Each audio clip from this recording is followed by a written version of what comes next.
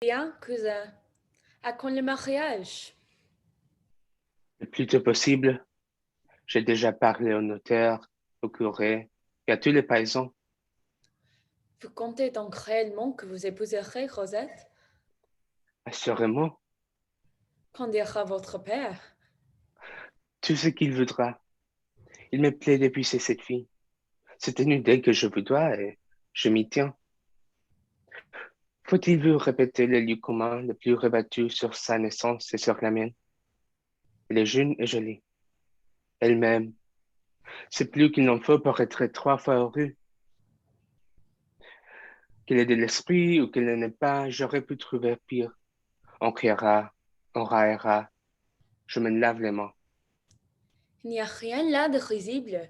Vous faites très bien de l'épouser. Mais je suis fâchée pour vous d'une chose. C'est qu'on dira que vous l'avez fait par dépit.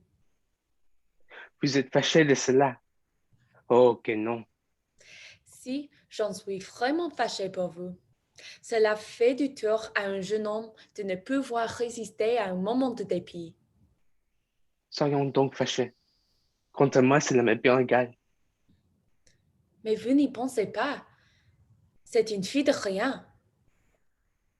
Il sera donc de quelque chose lorsqu'elle sera ma femme. Elle vous ennuiera avant que le notaire ait mis son habit neuf et ses souliers pour venir ici. Le cœur vous lèvera au repas de noces et le soir de la fête, vous lui coupez les mains et les pieds comme dans les contes arabes parce qu'elle sentira les ragoûts. Vous verrez que non. Vous ne me connaissez pas. Quand une femme est douce et sensible, franche, bonne et belle, je suis capable de me contenter de cela. Oui, en vérité, jusqu'à ne me pas soucier de savoir si elle parle à temps. Il est à regretter qu'on ait dépensé tant d'argent pour vous l'apprendre. C'est 3 000 écus de perdu. Oui, on aurait mieux fait de les donner aux pauvres. Ce sera vous qui vous en chargerez, du moins pour les pauvres d'esprit. Et ils me donneront en échange le royaume des cieux, car il est à eux. Combien de temps durera cette plaisanterie? Quelle plaisanterie. Votre mariage avec Rosette?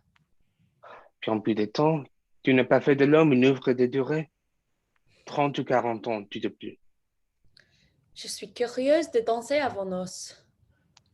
Écoutez-moi, Camille. Voilà un ton de persiflage que tord tes propos. Il me plaît trop pour que je le quitte. Je vous quitte donc vous-même, car je n'ai tout à l'heure assez. Allez-vous chez votre épousée?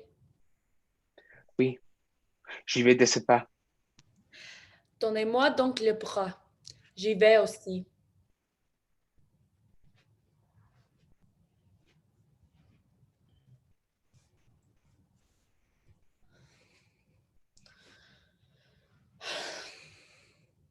Avez-vous abandonné? Oh mon Dieu. Vous le savez, lorsque je suis venue, j'avais juré de vous être fidèle. Quand j'ai refusé de devenir l'épouse de notre que vous, j'ai cru parler sincèrement devant vous et ma conscience. Vous le savez, mon père. Ne voulez-vous donc plus de moi? Oh, pourquoi faites-vous mentir la vérité elle-même? Pourquoi suis-je si faible? Ah, malheureuse, je ne puis plus prier.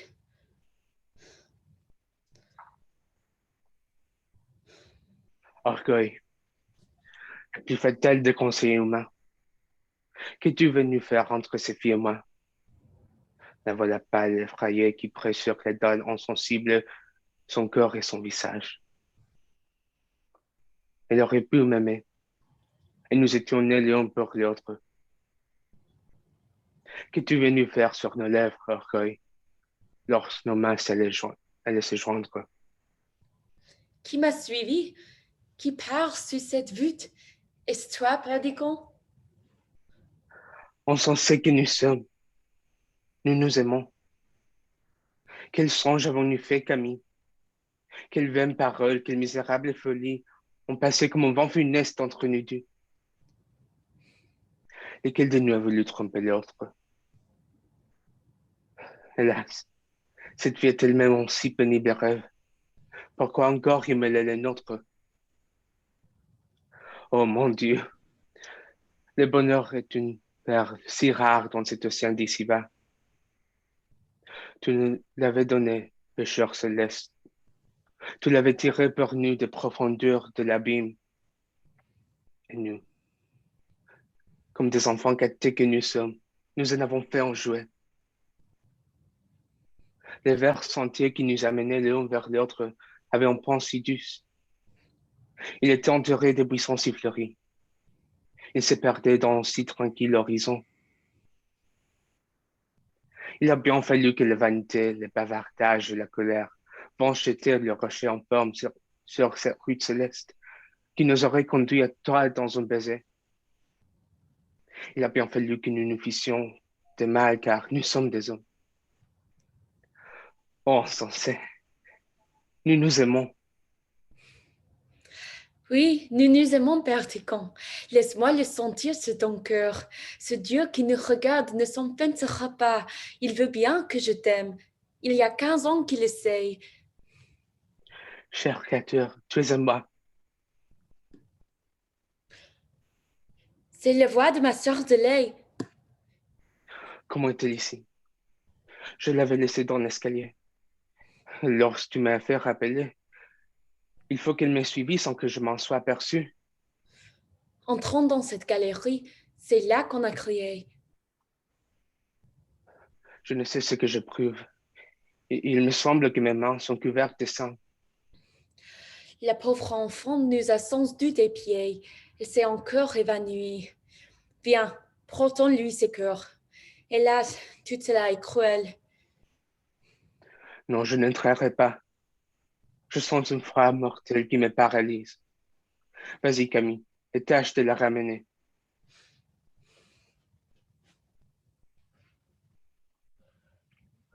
Je vous en supplie, mon Dieu.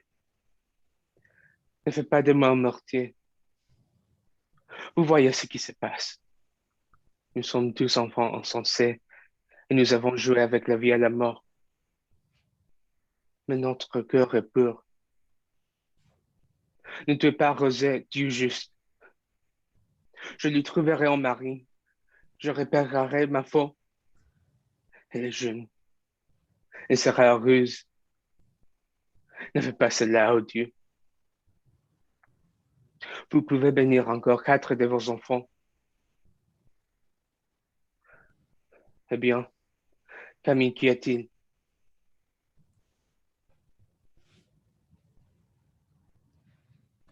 Elle est morte. Adieu, Père Dicon.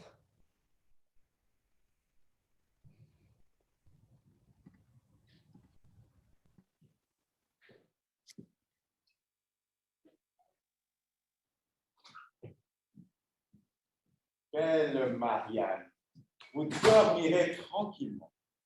Le cœur de Célio est à une autre, et ce n'est plus sous vos fenêtres qu'il donnera ses sérénades.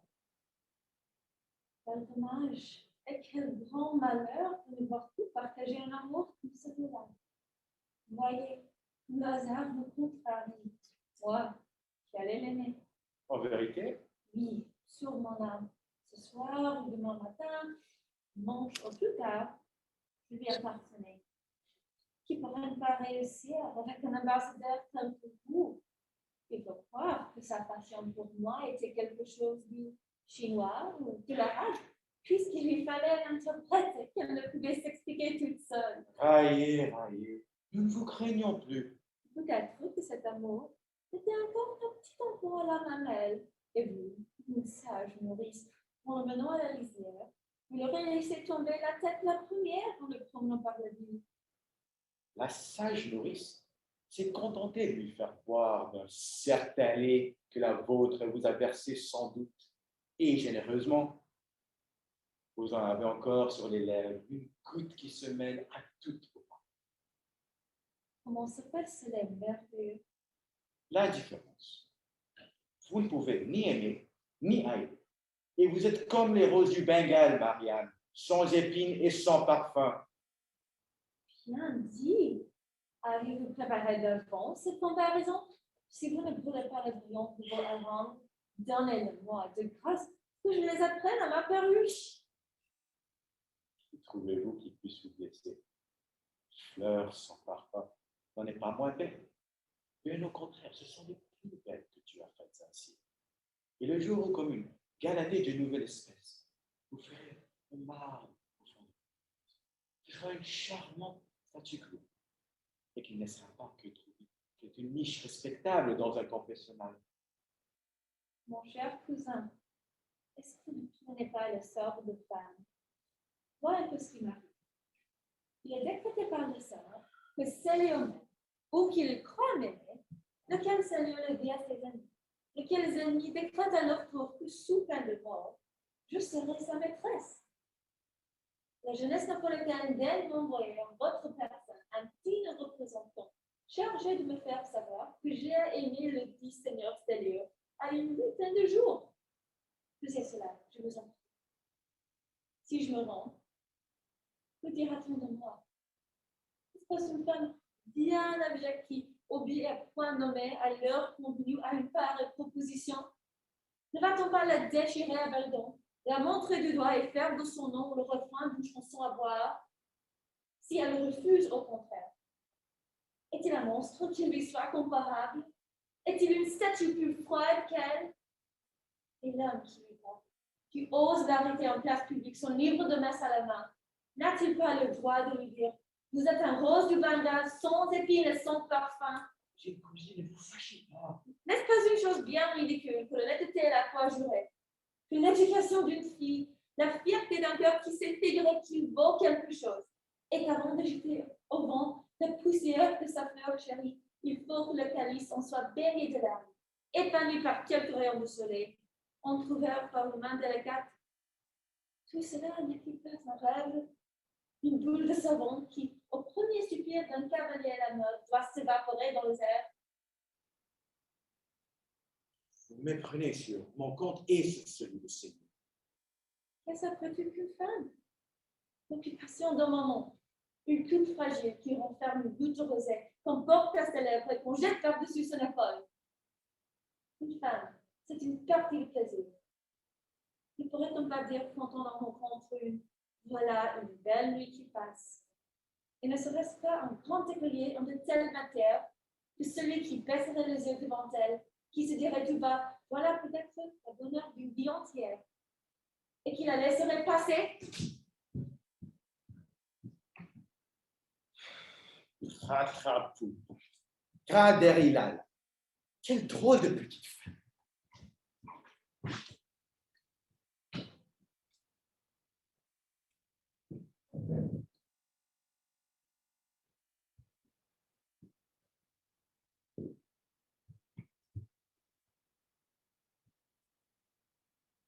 Comme ce soleil couchant est manqué, la nature est pitoyable ce soir. Regarde-moi encore cette vallée là-bas. C'est 4 ou 5 méchants nuages qui grimpent sur cette montagne. J'ai baisé des paysages comme celui-là quand j'avais 12 ans. C'est la pourriture de mes livres de classe. Quel bon tabac, quel beau bière. Je dois bien t'envier, Star. Non, pourquoi cela? Toi, tout m'ennuie horriblement. Cela ne te fait rien de voir tous les jours la même figure. Quel diable de hautement les patients sont dans une paire comme cette fête? Ce sont de gaillards inventifs et qui ne sauraient rester en place. Admirable chose que les mille et une nuits. Oh, Scar, mon cher Spike, si tu pouvais me transporter en Chine, si je pouvais sortir de ma peau pendant 1 heure ou 2, si je pouvais être celui-ci qui passe. Cela me paraît assez difficile. Ce monsieur qui passe est Jacques. Regarde, quelle belle culotte de soie, quelle belle fleur rouge sur son gilet. Ses brillantes montrepattes sur sa panse en opposition avec ses barres de son habit qui voltigent sur ses mollets. Je suis sûre que cet homme-là a dans la tête un millier d'idées qui me sont absolument étrangères. Son essence de vie en particulier. Et là, tout ce que les hommes se disent entre eux se ressemble.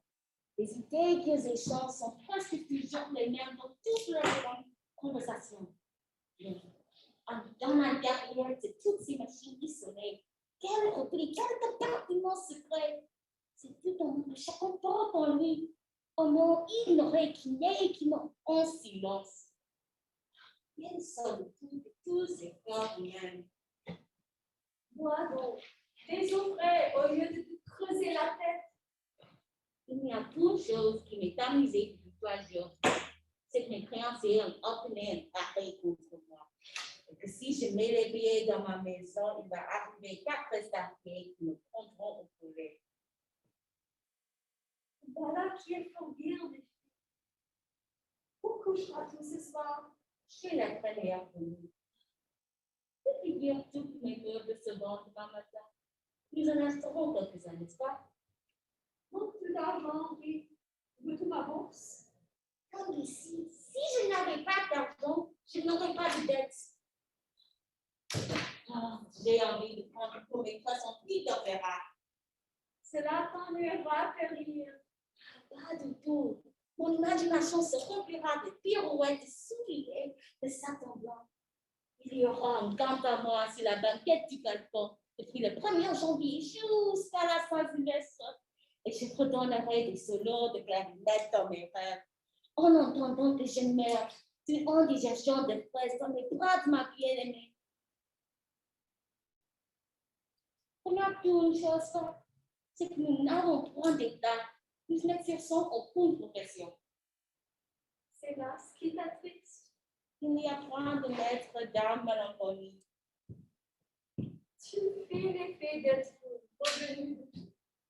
Pour être revenu de tout mon ami, et pour être allé dans bien des endroits. Eh bien donc, Où veux-tu que j'aille? Regarde cette vieille enroulée. Il n'y a pas de place, de route où je n'ai pas des 30 fois. Il n'y a pas de pavé où je n'ai traîné ses talons usés. Pas de maison où je ne sache que la fille ou la vieille femme dans la tête qui se dessine éternellement à la réflexion. Je ne saurais pas faire comme toi, sans marcher sur mes pas d'hier. Très bien, mon cher ami, il n'est rien auprès de ma cervelle. Tous les recoins m'en sont 100 fois plus comme vous. Tous les roues, tous les trous de mon imagination sont 100 fois plus fatigués. Je me suis promenée en 100 fois plus de sens. Dans cette cervelle, elle a après moi, son seul habitant. Je me suis brisée dans tous les cabarets. Je me suis roulée comme un roi absolu dans son carrosse doré. J'ai trotté en bon bourgeois sur une moule pacifique. Et je n'ose seulement pas maintenant, il entrait comme un voleur, en lanterne sourde à la main. je ne comprends rien à ce travail perpétuel sur soi-même. Moi, quand je fume, par exemple, ma pensée se fait fumer de tabac.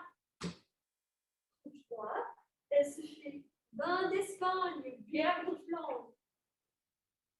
Quand je baise la main de ma maîtresse, elle entre par le bout de ses doigts épilés pour se répandre de tout son être sur des courants électriques.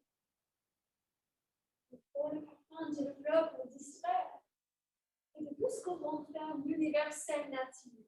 Le plus chétif objet suffit pour changer mon âme de vie, pour me faire protéger ça et là, un plaisir toujours plus beau. Bonjour le mot. Tout est capable de pêcher à la vie. Si cela m'amuse, je suis capable de tout. Même de prendre la lune avec les dents. Cela ne m'amuserait pas. Pensez tout. Prendre la lune avec les dents n'est pas à dédaigner. Alors, jouez au 30 et 40. Non, en vérité. Pourquoi? Parce que nous perdrions notre argent. Oh mon Dieu, qu'est-ce que tu vas imaginer là? Tu ne sais quoi inventer pour te torturer l'esprit. Oh, tu vois dans tout en noir, misérable. Perdre notre argent. Tu n'as dans la terre ni prendre ni espérance. Tu es dans un état épouvantable, capable de me déchasser la peur et de me désabusé de tout. Moi, qui suis pleine de sel et de jeunesse.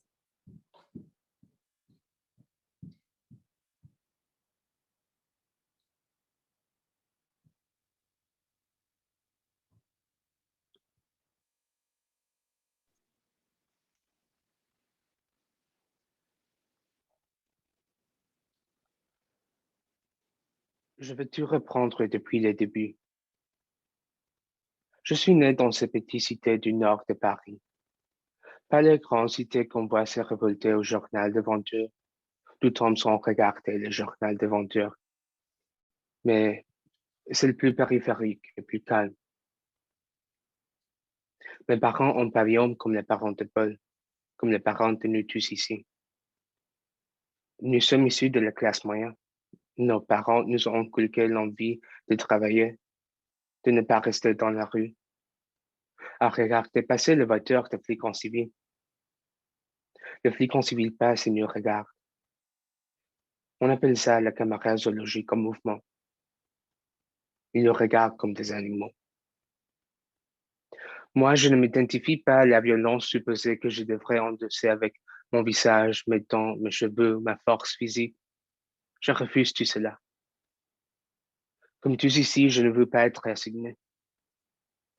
Quand on me demande d'où je viens, je dis que je suis grec ou albanais, ou bosnien cuteur, ou espagnol, ou portugais, ou algérien, ou marocain, ou libyen, ou égyptien, ou juif, ou syrien, ou tunisien, ou chyprien, ou italien. Et je fais varier le visage en fonction de ce que je dis. Les filles, mais aussi les garçons, les parents de mes copines font « Ah, ouais, oui, ouais, tiens, vraiment. » ou « ou rien. Ils retournent de dire ou de faire passer un truc sur leur visage. C'est imperceptible pour le voir. Pour voir cette assignation, il faut étudier leur visage. Regarder avec des yeux de méduse. Les yeux perçants de Daphné, ses yeux calmes. Comment l'autre bouge. Comment il masque sa réaction. Les gens sont d'excellents acteurs dans la vie. Nous n'arrivons jamais à leur niveau dans les roselières. Et puis, de toute façon, certains d'entre vous sont trop loin pour saisir ces légers plissements des yeux. Cette respiration rapide qui fait craindre à l'émotion ou à la réprobation devant l'origine. Mais c'est comme ça. C'est comme ça que l'on vit en France en 2019. Et qu'on n'est pas un cliché, qu'on ne veut pas par peur se fondre dans la nuit. Car il n'y a souvent rien d'autre à faire que se fondre. C'est tenir les coudes, se serrer les coudes, faire corps. S'habiller, parler, pareil, adopter le code pareil. Regarder par terre quand la caméra zoologique en mouvement passe. Relever la tête quand elle est passée. Racher, recommencer quand on ne veut pas ça. Quand on fait comme Romain Russe, qu'on est en cachette si on ne peut pas se faire insulter parce qu'on est. Alors, on apprend d'avancer loin. On détourne son chemin et moi j'ai détourné mon chemin.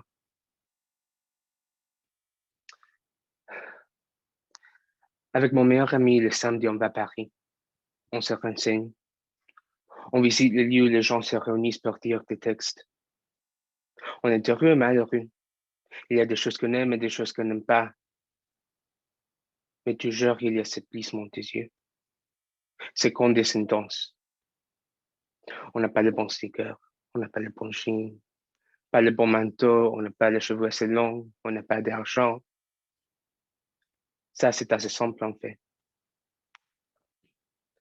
Pas la bonne langue, on n'a pas le bon réflexe. On n'est toujours pas à bon endroit. Pourtant, je suis grec. Ah bon, mais là maintenant, l'établissement ferme. Ne restez pas là. Ne restez pas sur la voie publique. Ne restez pas là. En même temps, c'est vrai qu'il faut que tu travailles ton accent. Mon accent? Oui. Ah bon? Oui. Ça, c'est mon professeur qui parle. Sinon, tu ne vas jouer que des dealers, des scores, des trucs pas intéressants. Tu veux faire quoi? Jouer Claudel? Claudel, là, c'est amusant. Quoi, qu'est-ce qui est amusant? Je lui dis dans les salles noires, avec des projecteurs sur les bâtiments blancs. C'est quoi le problème? Tu veux qu'on rentre en guerre? Tu veux que je te fasse sortir de ta tranchée? Tu veux que je te fasse sortir de toi, ma vérité? C'est quoi ma vérité? Laisse tomber, j'arrache le fils électrique. Tout le monde fait « Ah, je hurle. » On ne va pas y arriver. Je ne veux pas de violence, moi. Pas de violence. Ça va durer combien de temps? On va se cogner la tête contre le mur pendant combien de temps? Je me cogne, mon père se cogne, ma mère se cogne encore. Comment arrêter? Comment remettre de la clarté dans les salles noires de mon pays avec les projecteurs? Comment décapsuler le rêve? Comment? Je me calme.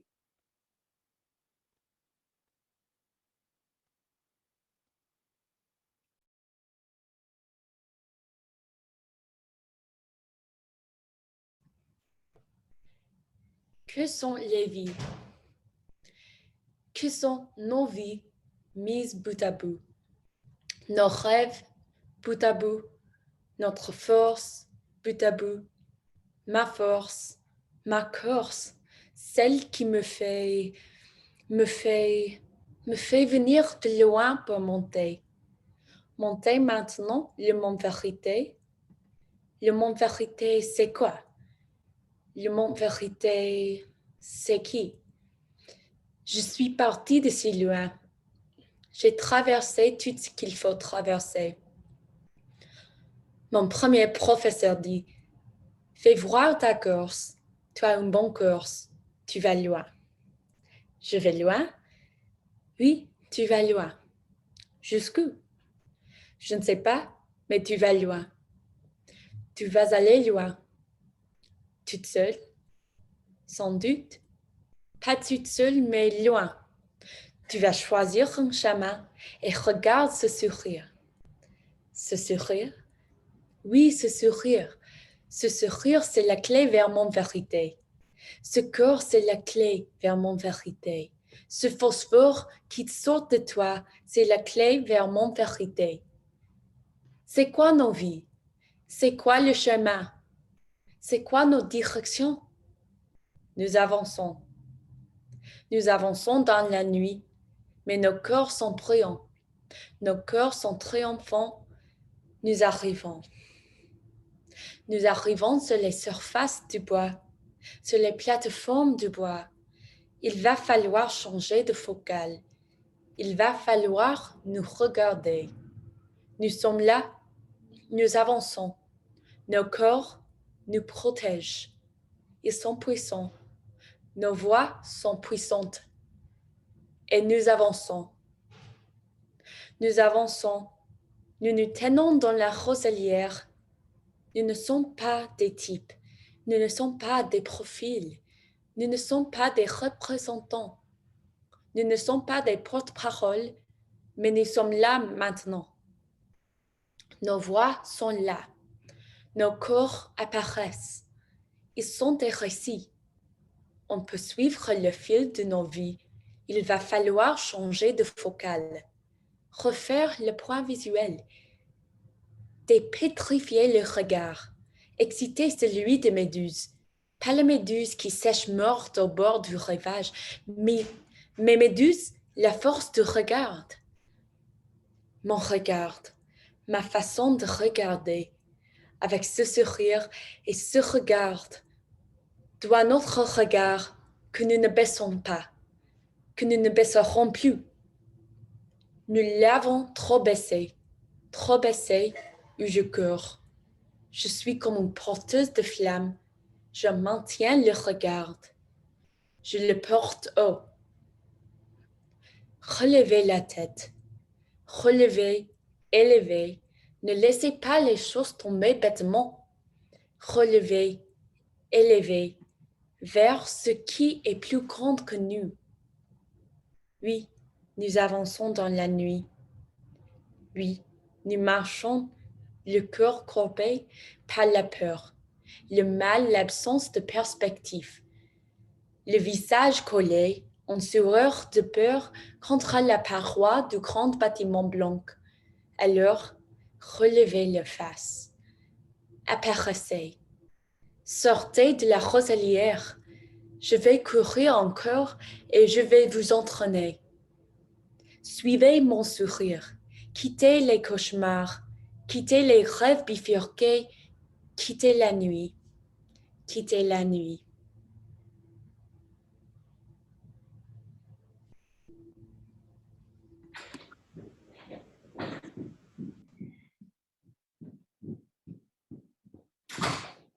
Je voulais te voir pour te dire que ça s'arrête. Ça ne va pas continuer. Ça ne va pas continuer. Ça va s'arrêter. Alors on peut y aller. On peut raconter des histoires de ce type. C'est quelque chose, évidemment, où ce mausolée que tu as érigé, parfaitement ce mausolée, cette fiction. Oui, fiction. Je dis, mon ami.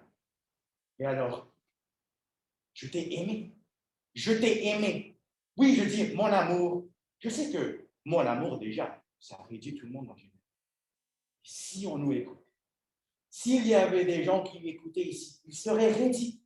Ils diraient, voilà, il recommence. Il recommence. Il ne sait pas dire quelque chose d'autre que mon amour. Il serait rédit. Je disais, l'amour de ma vie. Je te regarde. Je ne te reconnais plus. Ton corps, les attaches et les os, ça, mais dessous, il y a quoi?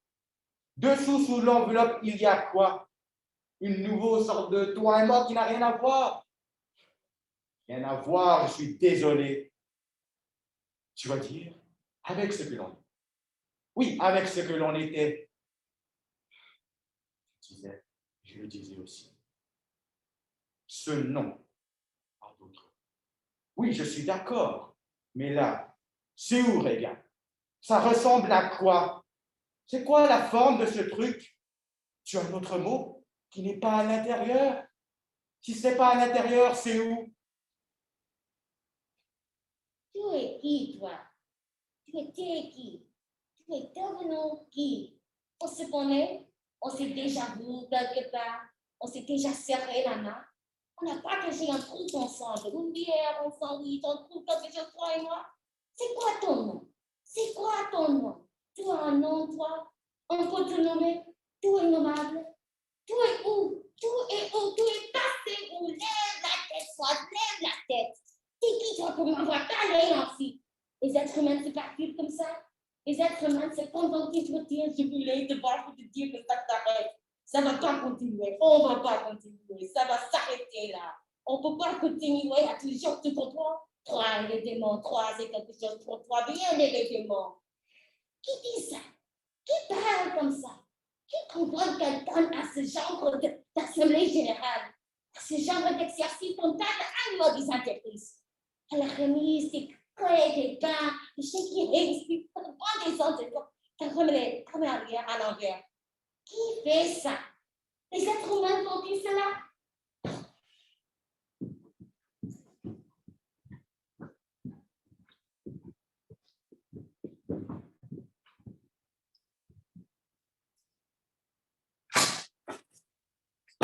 Tu ne viens pas sur mon lieu de travail, je t'ai suffisamment toléré. Toléré, oui, toléré. Depuis ta naissance. Depuis ma naissance, c'est intéressant. Intéressant, très intéressant. Alors, tu me prends tes affaires et tu sors.